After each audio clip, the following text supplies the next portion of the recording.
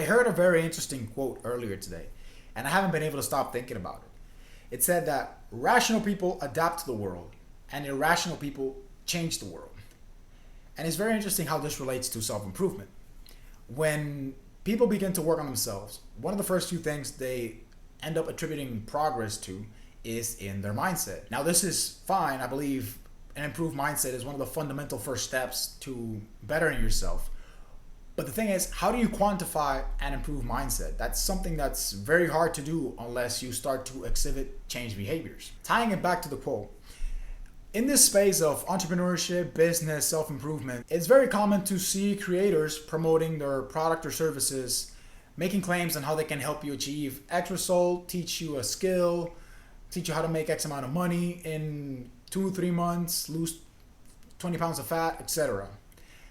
And if you go to the comment section in any of those videos, you'll always find more than one person who is dismissing the claim as a scam. What is the problem with this? When you call something a scam, essentially you are admitting that you don't view yourself as someone who is capable of achieving said claim.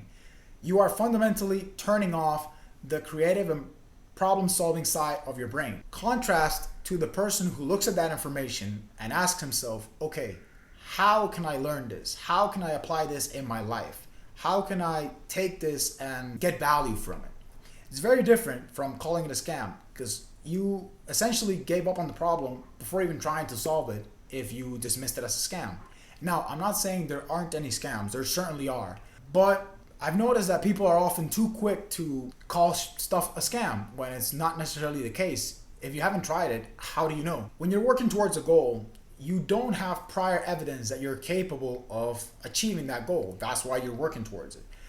But what you do have is the choice of believing whether you can achieve it or not.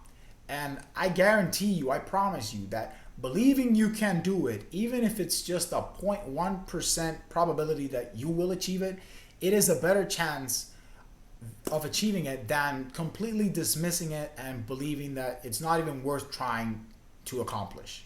And what's funny is that I've noticed that a lot of successful people, the only reason oftentimes they even attempt to hit one of these preposterous goals is because they have the belief that they can achieve them. And that's definitely a lesson to be learned on the contrasting mindsets of shutting your brain off because you don't even want to attempt to solve the problem versus asking yourself, how can you do this? And oftentimes, you don't know if you're going to be able to achieve the goal or not. But I promise you, believing you can will get you further along than believing you can't. So if you've been putting in a lot of hours working towards any goal, but you're still not quite there yet, I promise you, fundamental belief at its core will give you a better chance than looking for reasons as to why it can't be done. As I say, everything is impossible until it's possible. So that's my short rant on the quote. I enjoyed it. Let me know what you guys think. If you agree or disagree, hope you enjoyed, and I'll see you on the next one.